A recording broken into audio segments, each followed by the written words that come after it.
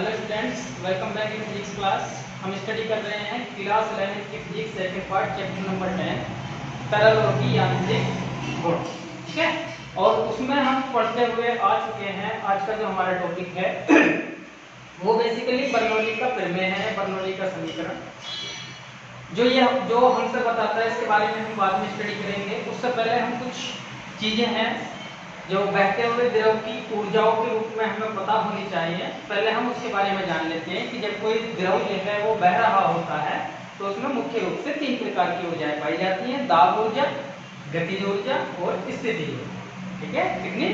दाब ऊर्जा, गतिज ऊर्जा और स्थितिज ऊर्जा। अब देखिए, हम तीनों के बारे में इनकी मैं स्टडी करेंगे। तो पहले हम जान लेते हैं कि दाब ऊर्जा क्या होती है। देखिए, कोई द्रव है, ठीक, और वो फ्लो कर रहा है, बह रहा है। यदि पीछे से कोई प्रेशर होगा, यदि उस द्रव का जहां पर वो फ्लो कर रहा है, यहाँ पर मैंने मान लिया ये कोई एरिया है जिसमें ये फ्लो कर रहा है, ठीक है। और जो द्रव के बहने पर जो प्रेशर बन रहा है वो कितना है? P है। प्रेशर कितना है? P है। एरिया कितना है? A है। और ये जो द्रव है जो V वेग से बह रहा है, सपोज करें कि ये 1 सेकंड में L डिस्टेंस चल जाता है। कितना डिस्टेंस चल जाता है? L डिस्टेंस चल जाता है। तो ए एरिया में P दाब से अगर वो L दूरी की, जो L लंबाई की दूरी है उसको कवर कर लेता है, तो तब इस पर आने वाला जो हमारा किया गया जो कुल कार्य होगा, जो हमारा कुल कार्य होगा किया गया, वो इसका क्या कहलाएगा? हमारी दाब ऊर्जा कहलाएगी। दैट मीन्स कार्य क्या होता है? हमारा कार्य होता है बल गुणा विस्थापन, बल गुणा विस्थापन, या F गुणा S। अब इस पर फोर्स कितना हो जाएगा? क्योंकि हम जानते हैं P बराबर होता है F अपॉन A, तो F बराबर क्या हो जाएगा? PA। That means P into A। और S कितना चला है? L। तो हमारे पास में कुल कार्य कितना हो गया? PAL। अर्थात किसी A क्षेत्रफल की नलिका में कोई द्रव अगर प्रवाहित हो रहा है P दाब से, तो उस द्रव पर किया गया कुल कार्य कितना होगा? PAL के बराबर होगा। और यही कार्य क्या कहलाता है? हमारा दाब ऊर्जा कहलाती है। क्या कहलाती है बेटा? दाब ऊर्जा। अब यदि मैं निकालूं इसको कि प्रति एकांक आयतन में कितनी दाब ऊर्जा होगी? एकांक आयतन में कितनी दाब ऊर्जा होगी? तो एकांक आयतन में दाब ऊर्जा ज्ञात करने के लिए हम क्या करेंगे? ये जो हमारी यहाँ पर दाब ऊर्जा आई है, तो एकांक आयतन की दाब ऊर्जा बराबर हो जाएगी जो हमारी कार्य आया है PAL, इसको आयतन से डिवाइड कर दें तो एकांक आयतन को आ जाएगी, बराबर कितना आ गया? P। तो ये जो P होता है हमारा, इस P को हम मानते हैं किसी बहते हुए द्रव की एकांक आयतन की दाब ऊर्जा। ठीक है, आई थिंक आपको क्लियर हुआ है कि ये दाब ऊर्जा क्या होती है। तो दाब ऊर्जा होती है जब द्रव कहीं पर बह रहा है ये क्षेत्रफल की नलिका में, तो उस पर किया गया जो कार्य होता है वो दाब ऊर्जा कहलाता है। ठीक है, अब अगर प्रति एकांक की बात करेंगे, क्योंकि जब हम आगे से बर्नौली के समीकरण में यूज करेंगे तो प्रति एकांक के नाम से यूज किया जाएगा कि एकांक आयतन में। तो एकांक आयतन में कितनी हो जाएगी दाब ऊर्जा? P। ठीक, अब आगे चलते हैं। तो एकांक आयतन में दाब ऊर्जा कितनी होगी? P होगी। अब दूसरी आती है गतिज ऊर्जा, जो उसकी गति के कारण हो रही होगी द्रव की। तो दूसरी जो द्रव की गति के कारण होती है, जब द्रव गति करेगा तो उसका कुछ वेग होगा। तो वेग का सूत्र क्या होता है हमारा? गतिज ऊर्जा क्या हो जाएगी हमारी? K बराबर 1/2 mv²। K बराबर 1/2 mv², यही होती है गतिज ऊर्जा। अब अगर मैं निकालूं एकांक आयतन की गतिज ऊर्जा, कारण की एकांक आयतन की, तो फिर एक बार फिर मैं क्या करूंगा? आयतन से डिवाइड कर दूंगा इसको। तो 1/2 mv²/v। v मतलब कैपिटल V आयतन, और m अपॉन v क्या होता है? घनत्व। घनत्व किसका? द्रव का। तो इसको मैं लिख सकता हूं कि एकांक आयतन की जो गतिज ऊर्जा है वो होती है 1/2 ρv²। ठीक है, एकांक आयतन की दाब ऊर्जा P के बराबर होती है, एकांक आयतन की गतिज ऊर्जा 1/2 ρv²। यहाँ पर रो क्या है बेटा? रो होता है द्रव का घनत्व, ठीक है, द्रव का वेग, जिस वेग से वो प्रवाहित हो रहा है। ओके, तीसरी आती है हमारी स्थितिज ऊर्जा। और स्थितिज ऊर्जा क्या होती है हमारी? E mgh। ये तो होती है बेटा, क्या होती है? E mgh। स्थितिज ऊर्जा कब बनती है? जब द्रव पृथ्वी तल से h ऊंचाई पर प्रवाहित हो रहा हो। कितने पर? पृथ्वी तल से h ऊंचाई पर प्रवाहित हो रहा हो, तो उस द्रव की स्थितिज ऊर्जा होती है E mgh। अब अगर मेरे को निकालनी है कि एकांक आयतन की, तो एकांक आयतन की क्या है, आयतन से डिवाइड कर दो ना उसे, तो एकांक आयतन पर आ जाएगी। हमेशा आयतन से डिवाइड कर देता हूं, तो क्या आ जाएगा mgh अपॉन v, और m अपॉन v क्या होता है एक बार फिर घनत्व किसका, द्रव का, तो rho g h। तो हमारे पास में तीन ऊर्जाएं आ गई किसी बहते हुए द्रव के लिए। कौन कौन सी, दाब ऊर्जा, गतिज ऊर्जा और स्थितिज ऊर्जा। दाब ऊर्जा क्या होती है, P, ठीक है, जो हमने एकांक आयतन की, किसी द्रव के बहते हुए एकांक आयतन की जो दाब ऊर्जा होती है वो P, उसी द्रव के एकांक आयतन की जो गतिज ऊर्जा होती है 1/2 rho v स्क्वायर, और जो स्थितिज ऊर्जा होती है जब वो किसी हाइट पर जो है हमारा प्रवाहित हो रहा है। अगर पृथ्वी तल से सट करके चल रहा है, बिल्कुल लग करके चल रहा है, तो वहां पर h की वैल्यू 0 हो जाएगी और स्थितिज ऊर्जा नहीं होगी, ठीक है। तो अगर h ऊंचाई पर है तो स्थितिज ऊर्जा कितनी हो जाती है एकांक आयतन के द्रव की, rho g h। तो ये हमारी तीन ऊर्जाएं। आई थिंक आपको ये क्लियर हुआ है। अब हमारा मेन जो हमने करना है वो उस पर आ जाते हैं। तो देखिए क्या कहता है बर्नौली का समीकरण हमसे। बर्नौली का समीकरण हमसे ये कहता है, बर्नौली का समीकरण या बर्नौली का प्रमेय, कि जब कोई ऐसियान या असंकीर्णीय द्रव, ऐसियानता पाई जाए इसमें और असंकीर्णीयता पाई जाए, तो जब कोई ऐसियान या असंकीर्णीय द्रव किसी नलिका में, और नलिका कैसी है हमारी, अपरिच्छेद की है, कोई दिक्कत वाली बात नहीं है। पर अपरिच्छेद मतलब जो इसका परिच्छेद के जो क्षेत्रफल है वो असमान है, असमान परिच्छेद की जो हमारी नलिका है वो इस प्रकार की है। तो जब ये द्रव जो है इसमें धारा रेखा प्रवाह कर रहा है, कैसे प्रवाह कर रहा है, धारा रेखा, इसके बारे में हम स्टडी कर चुके हैं।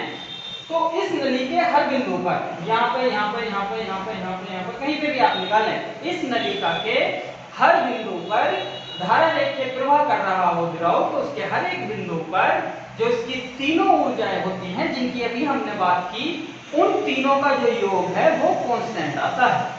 कैसा आता है, कांस्टेंट आता है, अर्थात एक नियतांक होता है। दैट मींस दाब ऊर्जा, गतिज ऊर्जा और स्थितिज ऊर्जाओं का जो योग है वो एक नियतांक होगा, यहाँ पे यहाँ पे यहाँ पे यहाँ पे, ठीक है। ये हमारा बर्नौली का समीकरण। दूसरे शब्दों में हम ये भी कह सकते हैं कि हर एक बिंदु पर जो ऊर्जा संरक्षण का नियम है वो लागू होता है, कि अगर कहीं पर दाब ऊर्जा कम हो गई, हो सकता है तो उसकी गतिज ऊर्जा बढ़ी हो या उसकी स्थितिज ऊर्जा बढ़ी हो, या स्थितिज ऊर्जा कम होगी तो हो सकता है उसकी दाब ऊर्जा बढ़ी हो या उसकी गतिज ऊर्जा बढ़ी हो। कहने का अर्थ ये है कि तीनों का योग जो है वो एक कांस्टेंट आना चाहिए। कैसा आना चाहिए, कांस्टेंट, ठीक है, ओके। अब आगे चलते हैं इसका प्रूफ, ठीक है। अब प्रूफ कैसा करना है, इंपॉर्टेंट है, कॉम्पिटिटिव एग्जाम के पॉइंट ऑफ व्यू से इंपॉर्टेंट है, आपके 11th क्लास के पॉइंट ऑफ व्यू से इंपॉर्टेंट है, ध्यान से देखेंगे। बर्नौली का समीकरण, बर्नौली का समीकरण क्या कहता है हमसे, हमने असमान परिच्छेद वाली नली का ली है, धारा रेखीय नली, ये सिरा x है, ये सिरा y है। क्षेत्रफल यहाँ पे a1 माना हुआ है, यहाँ पे कितना माना हुआ है, a2। अगर नहीं दिख रहा है तो यहाँ पे लिख देते हैं a2। छोटा वाला क्षेत्रफल a2 है, बड़ा वाला क्षेत्रफल a1। नली का कैसे रखी है, तिरछी। इस वाले सिरे की पृथ्वी तल से ऊंचाई h1 है, y सिरे की पृथ्वी तल से ऊंचाई h2। ओके, यहाँ पे एक पॉइंट लिया है, जो द्रव है वहां पर वो उसका वेग कितना है, v1 है, और जो यहाँ पे द्रव जो निकल रहा है बाहर को द्रव यहाँ पर एंटर कर रहा है और यहाँ पर क्या कर रहा है, निकल रहा है, तो उस निकलने वाले द्रव का वेग कितना है, v2। यहाँ पे दाब कितना है हमारा, v1 है, और यहाँ पे दाब कितना है हमारा, v2। ये हमारी कंडीशन है इस धारा रेखा नलिका में किसी द्रव के धारा रेखा प्रवाह करने के रूप में, ठीक है। अब जब ये हमारी कंडीशन आ जाती है बेटा, जब ये हमारी कंडीशन आ जाती है, तो अब हमें निकालनी है इन सभी में ऊर्जाएं निकालनी है, कि हम ऊर्जा जो हमने तीन ऊर्जाएं पढ़ी हैं, दाब ऊर्जा, गतिज ऊर्जा और स्थितिज ऊर्जा, उन तीनों का योग जो है इस बिंदु को और इस बिंदु पर दोनों पर इक्वल आ जाना चाहिए, अर्थात नियतांक हो जाएगा, सम इक्वल आ जाना चाहिए। तो जब सम हमारा इक्वल आ जाएगा तो उसके लिए कैसे करेंगे जरा देखें। ये x सिरा है, x सिरे से प्रवेश करने वाले, यहाँ पे जो x सिरे से जो लिक्विड जो द्रव हमारा आ रहा है, यदि वो जो प्रवेश करने वाला द्रव है, ये उस द्रव पर किया गया कार्य में निकाल लूं यहाँ पर, और यहाँ से जो द्रव बाहर जा रहा है उस द्रव के द्वारा जो इस नलिका के विरुद्ध कार्य किया गया है वो कार्य निकाल लूं मैं, ठीक है। उन दोनों का जो कार्यों का अंतर होगा, उन दोनों का जो कार्यों का अंतर होगा, वो इसके अंदर आने वाली यहाँ पे और यहाँ पे जो दोनों इस बिंदु पर और इस बिंदु पर जो ऊर्जाएं होंगी, हमारी गतिज ऊर्जाएं होंगी या स्थितिज ऊर्जाएं जो घटी बढ़ी हैं, अर्थात जितना उनमें परिवर्तन हुआ है, वो परिवर्तनों का योग ऊर्जाओं का किए गए नेट कार्य के बराबर होना चाहिए। ठीक है, तो मैं निकाल लेता हूं x सिरे से, कहां से, x सिरे से प्रवेश करने वाले द्रव पर किया गया कार्य, किया गया कार्य, जो द्रव यहां से प्रवेश कर रहा है इस नलिका में, उस पर कितना काम हो रहा है प्रवेश करने के लिए, कार्य बराबर होता है बल गुणा विस्थापन। ये होता है बेसिकली, क्या होता है बेटा, बल गुणा विस्थापन।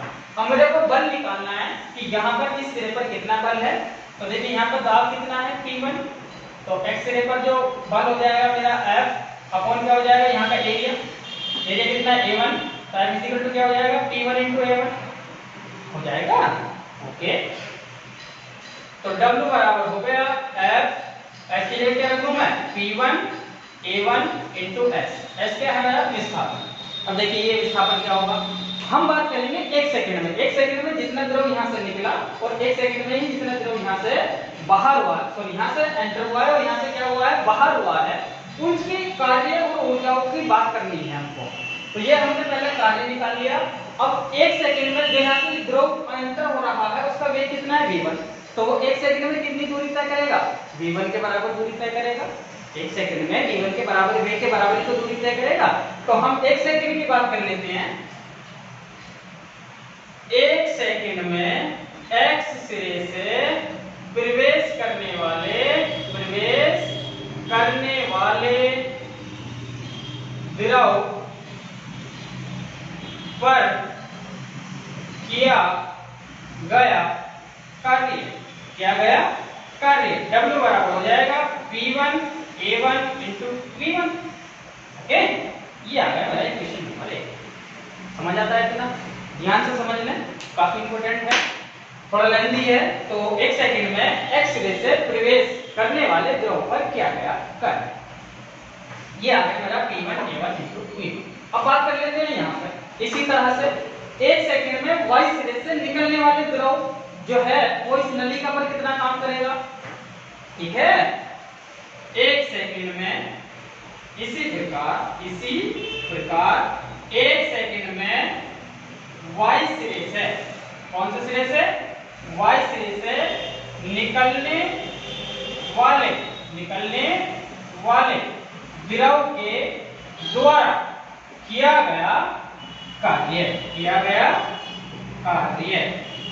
कितना हो जाएगा भैया, ये हो जाएगा हमारा, ये Wx हो गया, ये चलो मान लें Wy, y पर निकाल रहे हैं, यहाँ पर प्रेशर कितना है P2 इंटू A2 इंटू वेग कितना है V2। ठीक है, कैसा है, यहाँ पर क्या गया कार्य निकाल लिया, यहाँ पर क्या गया कार्य निकाल लिया। अब नेट कार्य निकाल लेते हैं कि द्रव जो है द्रव के द्वारा क्या गया कार्य ज्यादा होगा, ये द्रव के ऊपर क्या गया कार्य ज्यादा होगा। ठीक है, तो नेट कार्य निकालने के लिए हम क्या करें, अतः द्रव पर एक सेकंड में किया गया नेट कार्य dW बराबर हो जाएगा Wx माइनस Wy। अब Wx माइनस Wy देखते हैं, P1 into A1 into V1 minus P2 into A2 into V2। ये तो है ना यहाँ से रखिए इक्वेशन 1 और 2 से। अब यह देखें, क्योंकि हम जानते हैं इसे पिछली क्लास में हमने पढ़ी अविरतता का सिद्धांत, और अविरतता के सिद्धांत से हम ये जानते हैं कि A1 V1 बराबर होता है वेग है A2 V2, अर्थात जहां का क्षेत्रफल कम होता है वहां पर वेग ज्यादा हो जाता है और जहां का क्षेत्रफल ज्यादा होता है वहां का वेग कम होता है। ठीक है, तो A1 V1 बराबर क्या हो गया A2 V2, तो A1 V1 बराबर कितना आ गया हमारा A2 V2। तो अब यहाँ पर A1 V1 की जगह A2 V2 रख सकते हैं, देन ये क्या हो गया मेरा P1 minus P2 into A1 V1 बाहर रख दूं। A2 V2 की जगह भी मैंने क्या रख दिया, A1 V1 रख दिया, तो A1 V1 कॉमन आ गया, क्या बचा मेरा P1 माइनस P2 बचता है, P1 माइनस P2। ओके जब ये बचता है हमारा P1 माइनस P2, अब देखिए ये A1 V1 P1 minus P2 into A1 V1 हो गया। अब मेरे को जो है ये अगर जो ये द्रव इसमें प्रवाहित हो रहा है, अगर उस द्रव का घनत्व रो हो, कितना हो बेटा, रो हो, रो, क्योंकि मैं जानता हूं घनत्व बराबर होता है मास बटे वॉल्यूम, मास बटे वॉल्यूम। दैट मींस अगर यहां पर जो द्रव प्रवाहित हो रहा है उसका घनत्व रो है और 1 सेकंड में प्रवाहित होने वाले द्रव का द्रव्यमान m है और आयतन उसका v है, दैट A1 V1 किसको डिनोट कर रहा है, आयतन को। दैट मींस स्पेस कम हो गया। चलिए ऊपर से लिख लेते हैं, कोई नहीं।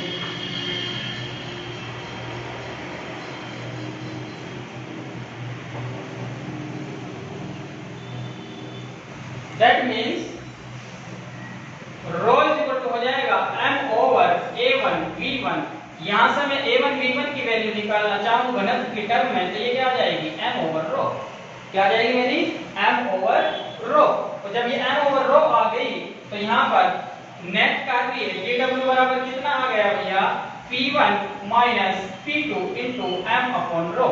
यहाँ पर m क्या है, 1 सेकंड में प्रवाहित द्रव का, 1 सेकंड में प्रवेश करने वाले द्रव का द्रव्यमान कह दो या 1 सेकंड में निकलने वाले द्रव का द्रव्यमान कह दो।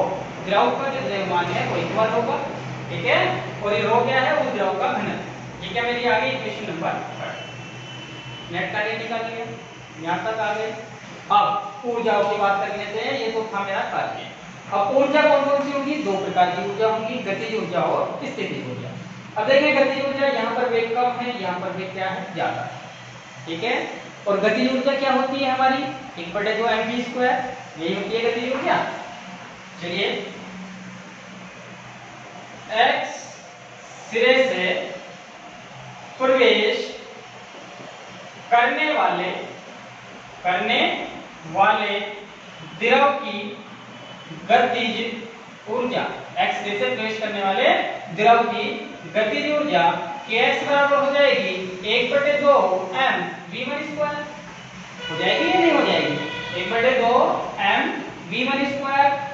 इसी प्रकार x सिरे से प्रवेश करने वाले 1 सेकंड का केस चल रहा है, ये 1 सेकंड में, ठीक है, ओके। 1 सेकंड में y सिरे से निकलने वाले द्रव की गतिज ऊर्जा ky बराबर हो जाएगी 1/2 m v2²। अब जरा देखें, यहाँ का जो एरिया है वो कम है, यहाँ का एरिया ज्यादा है, यहाँ का वेग कम होगा, यहाँ का वेग ज्यादा होगा, तो यहाँ पर आने वाली गतिज ऊर्जा ज्यादा है और यहाँ पर आने वाली गतिज ऊर्जा कम। तो गतिज ऊर्जा में जो परिवर्तन है डेल्टा के बराबर हो जाएगा ky माइनस kx। तो ky की जगह half m v2² minus half m v1²। ये क्या आ गई मेरी डेल्टा के, ठीक है। अब मेरे को निकालना है स्थितिज ऊर्जा और निकालनी है। अब देखिए स्थितिज ऊर्जा क्या पढ़े हैं हम, mgh। क्या होती है स्थितिज ऊर्जा, mgh। अब x सिरे पर स्थितिज ऊर्जा Ex बराबर हो जाएगी mgh1, यहाँ से यहाँ तक क्या कितनी है, h1। और y सिरे पर स्थितिज ऊर्जा Ey बराबर हो जाएगी mgh2। अब जरा देखें, m सेम है, g सेम है, h1 और h2 पर स्थितिज ऊर्जा डिपेंड कर रही है। तो जो x सिरा है उसकी हाइट h1 और जो y सिरा है उसकी हाइट h2 है, तो यहाँ पर h1 h2 से ज्यादा है, तो हमको दिख रहा है सिंपली, तो यहाँ की स्थितिज ऊर्जा यहाँ से ज्यादा होगी।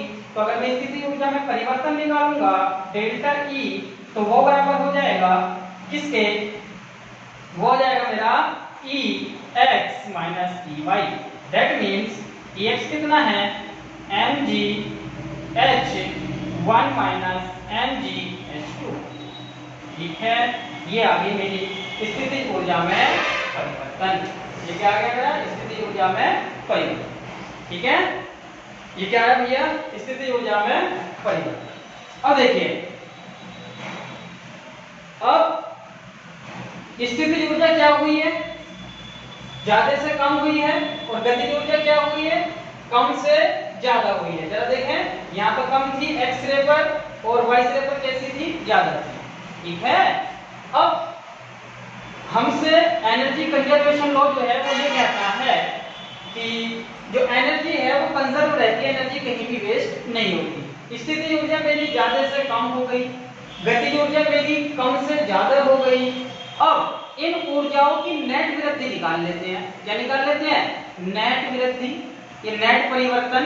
तो नेट वृद्धि जो होगी ऊर्जाओं की वो नेट कार्य के बराबर होगी, क्योंकि ऊर्जा कहीं खत्म तो नहीं हुई है, जो किया गया कार्य है वो नेट ऊर्जाओं में वृद्धि हो जाएगी। गतिज ऊर्जा दो और स्थितिज ऊर्जा दोनों को मिलाकर के कितना वृद्धि हुई है।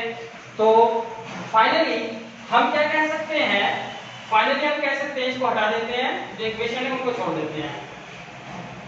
इस केस में द्रव पर किया गया, एक सेकंड में द्रव पर किया गया नेट कार्य एक सेकंड में द्रव की ऊर्जाओं में नेट वृद्धि के बराबर होगा, नेट वृद्धि के बराबर होगा। अर्थात नेट कार्य बराबर होगा ऊर्जाओं में वृद्धि, ऊर्जाओं में वृद्धि। ठीक है, क्या गया, नेट कार्य बराबर होगा ऊर्जाओं में नेट वृद्धि। अब नेट कार्य क्या है मेरे पास में, dW। ठीक है, और नेट ऊर्जाओं में वृद्धि क्या है, चूंकि काइनेटिक एनर्जी जो थी मेरी वो बढ़ी, उसमें से किसको लेस कर दूं मैं, स्थितिज ऊर्जा। ठीक है, पोटेंशियल एनर्जी को। अब dW की वैल्यू रखेंगे P1 P2 divide by m upon row. dk की वैल्यू रखेंगे डेल्टा की, उसकी वैल्यू आ रही थी आगे वाली में से पीछे वाली की लेस हुई थी, तो 1/2 m v2 square minus 1/2 m v1 square, ये तो था डेल्टा की। चलो जी, माइनस ब्रैकेट करके लगाओ मैं डेल्टा ई, तो ये ज्यादा थी ये कम थी, that means mgh1 minus mgh2। ठीक है, माइनस के अंदर मल्टीप्लाई कर दूं तो P1 minus P2 into m upon रो, मल्टीप्लाई कर देते हैं 1/2 m v2 square minus 1/2 m v1 square minus mgh1 plus mgh2। देखिए m सारों में से कॉमन ले सकते हैं, तो P1 minus P2 m upon rho is equal to हो गया m common 1/2 v2 square minus 1/2 v1 square minus gh1 plus gh2। m से m कैंसिल हो गया, रो की मल्टीप्लाई इधर कर देंगे, तो रो की मल्टीप्लाई इधर करेंगे, ऊपर लिख लेते हैं,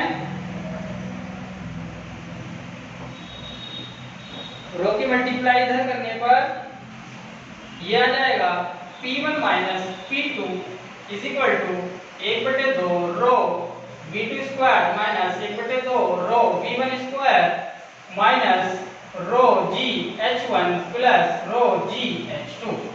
अब देखें, जो माइनस वाले हैं वो इधर ले आए, जो इधर माइनस वाला है उधर ले आए, इधर माइनस वाला इधर ले आए, तो हमारे पास आ जाएगा P1 plus half rho v1 square plus rho gh1 is equal to हो गया P2 plus half rho v2 square plus rho gh2। That means ये आ गई दाब ऊर्जा एकांक आयतन की, ये आ गई एकांक आयतन की गतिज ऊर्जा, ये आ गई एकांक आयतन की स्थितिज ऊर्जा। पहले सिरे पर एक मतलब दैट मींस x सिरे पर बराबर होगी एकांक आयतन की दाब ऊर्जा, एकांक आयतन की गतिज ऊर्जा, एकांक आयतन की स्थितिज ऊर्जा y सिरे पर। अर्थात जितनी ऊर्जाएं इस बिंदु पर हैं उनका जो योग है वो बराबर है y सिरे के। तो हम क्या लिख सकते हैं, फाइनली 1/2 रो v स्क्वायर प्लस रो gh बराबर नियतांक। अर्थात किसी भी बिंदु पर अगर हम निकालेंगे तो इन तीनों ऊर्जाओं का सम एक नियतांक आएगा। ठीक है, ये था हमारा बर्नौली का समीकरण, इसको हम बर्नौली का समीकरण कहते हैं। क्या कहते हैं इसको, बर्नौली का समीकरण। ये क्या है हमारा, एकांक आयतन की दाब ऊर्जा, एकांक आयतन की गतिज ऊर्जा, एकांक आयतन की स्थितिज ऊर्जा और तीनों ऊर्जाओं का योग एक नियतांक। ठीक है, आई थिंक आपको क्लियर हुआ है। अगर किसी को कोई डाउट है तो वो कमेंट सेक्शन में जाए और डाउट अपना क्लियर करें। ठीक है, अब एक चीज और देख लेते हैं, यहाँ पर हम देखेंगे रो किसी द्रव का हर बिंदु के लिए नियतांक रहेगा, जी हर पॉइंट के लिए नियतांक रहेगा। तो अगर मैं अगर मैं इसको रो जी से डिवाइड कर दूं, समीकरण यहाँ पर पूरी हो गई। ये नेक्स्ट कॉन्सेप्ट है इसका, अगर कोई एक्स्ट्रा चीज निकलवाने लगे हो तो इस समीकरण को अगर मैं रो जी से डिवाइड कर दूं तो ये आ जाएगा p upon rho g plus half rho v square upon g plus h। ठीक है, प्लस क्या जाता है मेरा h इज इक्वल टू नियतांक इज इक्वल टू, इसको कहा जाता है दाब शीर्ष। क्या बोलते हैं इसको? दाब शीर्ष। इसको बोलते हैं वेग शीर्ष और इसको बोला जाता है गुरुत्वीय शीर्ष। इसको क्या बोला जाता है बेटा? गुरुत्वीय शीर्ष, किसी धारारेखीय द्रव के लिए। ठीक है, ये कहीं कहीं पर पूछ ले जाता है वेग शीर्ष, दाब शीर्ष और गुरुत्वीय शीर्ष। ठीक है, तो उनकी वैल्यू दैट मींस इनको ये वैल्यू बोलता। तो क्लास हमारी आज की फिनिश होती है। बर्नौली समीकरण खत्म हो गई है। ये बर्नौली का समीकरण होता है, इसी को बर्नौली के समीकरण के नाम से जाना जाता है। बाकी अगली क्लास में करेंगे। अगर वीडियो तो आपको अच्छी लगी है तो लाइक शेयर कमेंट जरूर किया करें। Thank you very much.